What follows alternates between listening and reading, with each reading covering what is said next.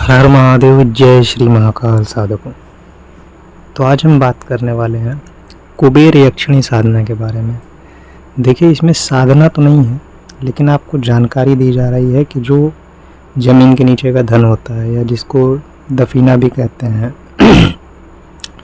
बहुत लोग खजाना भी कहते हैं, अलग अलग राज्यों में अलग अलग नाम से, लेकिन ज़्यादातर लोग ज़मीनी धन के नाम से जानते हैं, खजाना के नाम से जानते हैं, दफीना के नाम से जानते हैं। ये मुख्य कुछ नाम हैं। अब बात करते हैं कि इसमें यक्षिणियाँ काम कैसे करती हैं। तो देखिए, यक्षिणियाँ होती किसकी हैं। सबसे पहले ये जान लीजिए कि यक्षिणी के इष्ट देवता कौन है, यक्षिणी किसके अंदर में चलती है।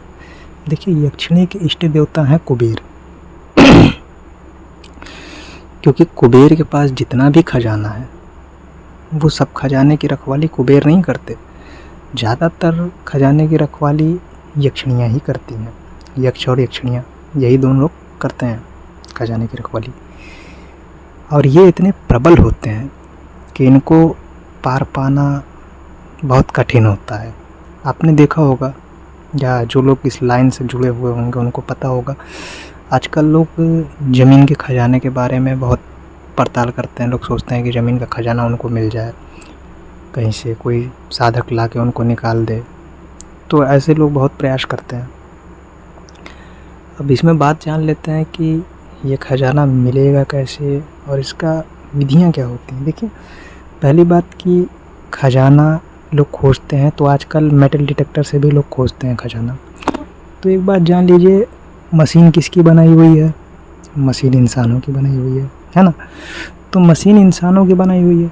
शक्तियाँ कहाँ से आती हैं? शक्तियों को तो भगवान ने बनाया। इंसानों को किसने बनाया? इंसानों को भी भगवान ने बनाया। तो जो इंसान की बनाई हुई चीज़ है वो क्या शक्तियों के आगे टिक जाएगी? नहीं टिक सकती है ना। तो मेटल डिटेक्टर आपका खजाना डिटेक्ट तो कर लेगा, लेकिन अगर उसकी शक्तियाँ प्रबल हैं और वो शक्तियाँ उस पर हावी हो गई आपका मेटल डिटेक्टर का, तो देखिए वो चुटकियों का खेल होता है। उसके लिए आपका मेटल डिटेक्टर ना कोई काम नहीं आने वाला वहाँ पे।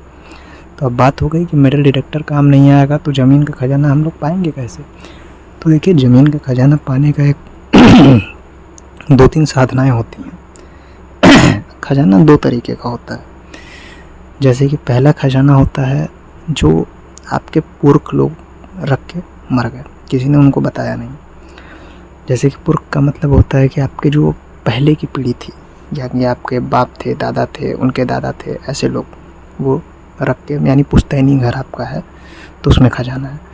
तो देखिए, उसमें क्या होता है कि उसमें कुछ आपके जो पितृ हैं या आपके जो पूर्वज हैं वो आके आपको कभी कभी किसी केस में बता देते हैं कि यहाँ पे हमने खजाना रखा है, ये भोग दे दो, मिल जाएगा। अच्छा, ये हो गया एक मैटर। अब दूसरे मैटर के बारे में जानते हैं। दूसरा मैटर क्या होता है कि दूसरे मैटर में ये है कि कुछ खजाना मान लीजिए कहीं और का है या लूट मार किया हुआ है, वो रखा है। तो अब बात आ गई कि उसको पता कैसे लगाएं। तो देखिए, पता लगाने के लिए आदमी के पास यक्षिणी साधना होना अनिवार्य है। जो भी साधक काम करने जाता है उसके पास यक्षिणी साधना तो होनी ही चाहिए।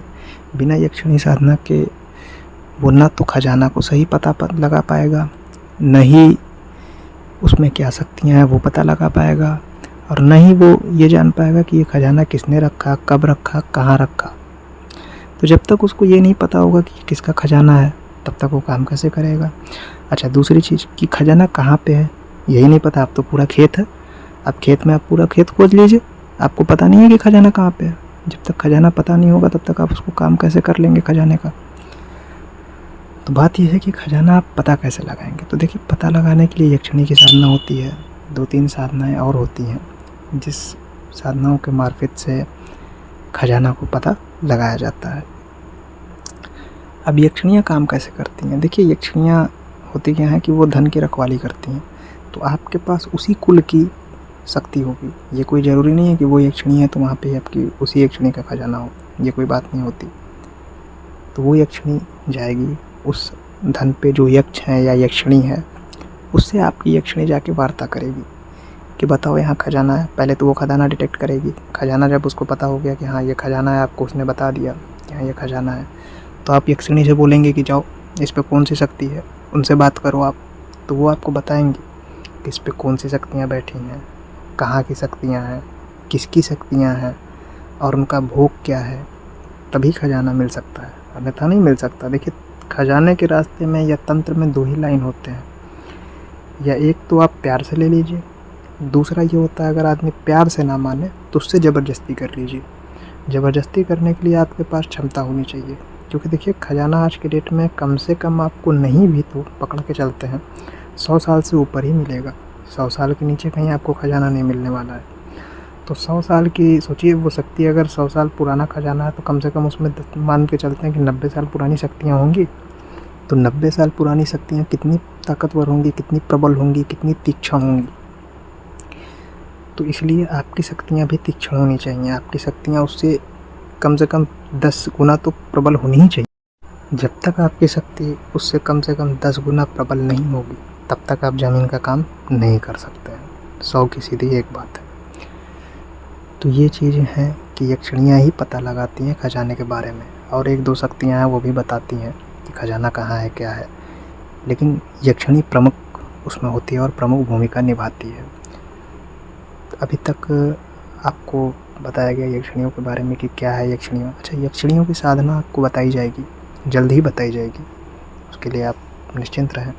और ये है कि इसको जो भी यक्षिणियों के साधक हों वो पहली चीज़ की शादीशुदा ना हो, जो ब्रह्मचर्य वाले हों वही उस साधना को करें, अन्यथा ना करें। यक्षिणी की साधना आपको आगामी वीडियो में बताई जाएगी। इस वीडियो में बस आपको जानकारियाँ दी जा रही हैं कि हाँ। और एक बात और है कि ज़मीन का तो चलिए ठीक है, यक्षिणियाँ काम करती हैं। अब क्या गोडाउन शिफ्टिंग भी यक्षिणियाँ करती हैं? नहीं, गोडाउन शिफ्टिंग का काम यक्षिणियाँ नहीं करती हैं। ये बात झूठ है कि गोडाउन शिफ्टिंग यक्षिणियाँ करती हैं, ऐसा कुछ नहीं है। यक्षिणियाँ सिर्फ ज़मीन का काम करती हैं, आपको आगे बढ़ाती हैं। आप किसी बिज़नेस में अगर आप कारोबार कर रहे हैं तो वो आपको आगे बढ़ाएंगी। आपको भूत, भविष्य, वर्तमान, इनके अंदर तीनों बताने की क्षमता होती है, ये जान लीजिए। ये तीनों बताने में सक्षम है, भूत, भविष्य, वर्तमान, और आपको अपार धन प्रदान करने वाली होती हैं। लेकिन बस ये है कि आप इनकी साधना करें तो अच्छे से करें और इनको खुश कर लें। और दूसरी बात कि आप साधना करें तो अपने गुरु के निर्देश में ही करें, अन्यथा ना करें। और ये भी जान लें कि अगर आप ज़मीन के काम में जाना चाहते हैं तो पहले ये पता कर लें कि जो शक्तियाँ उस खजाने की रखवाली कर रही हैं वो आपसे कितने गुनी ताकतवर हैं, या वो आपसे माइनस हैं या प्लस हैं। जब तक ये आपको पता नहीं होता तब तक आप खजाना कभी जीवन में नहीं प्राप्त कर सकते। एक बात को जान लें। आगामी वीडियो में आपको ये भी बताया जाएगा कि ज़मीन के खजाने के ऊपर कौन कौन सी शक्तियाँ होती हैं। और खजाना बताने के लिए तो आपको बताया गया कि यक्षिणियाँ बताती हैं खजाना कितने फीट पे है, कितना फीट आपको जाना होगा, क्या लॉक होगा, उसका क्या भोग देंगे तो खजाना आपको मिलेगा। ठीक है ना। तो सबका ये जान लीजिए कि खजाना जो रखा जाता है उस पर शक्तियाँ होती ही होती हैं, कोई ना कोई शक्तियाँ आपको मिलेंगी ही मिलेंगी। और खजाना जितना पुराना होते जाएगा उतनी शक्तियाँ वहाँ की प्रबल होती जाती हैं। तो एक बात को ये जान लें कि खजाना होना, आजकल के तांत्रिकों को तो यही नहीं पता होता कि खजाना है कि नहीं है। उन्होंने मिथ्या फैला रखी है। हमने बहुत जगह देखा है, लोग अपना घर खुदवा खुदवा के परेशान हो गए। आज तक उनको खजाना छोड़िए, चांदी का या सोने का एक सिक्का तक नहीं प्राप्त हुआ। ठीक है ना। तो ये जानकारियाँ आपको बताने के लिए हैं और आप यक्षिणियों के बारे में जान गए होंगे। ये जान लीजिए कि सावन में ही आपको यक्षिणी साधना की भी वीडियो मिल जाएगी, इसलिए आप निश्चिंत रहें और उस साधना को अच्छे से करें और एक बढ़िया साधक के रूप में दुनिया में आवें और अच्छे काम करें, एक अच्छे साधक बने और लोगों का भला करें। चलता हूँ साधकों। हर हर महादेव, जय श्री महाकाल।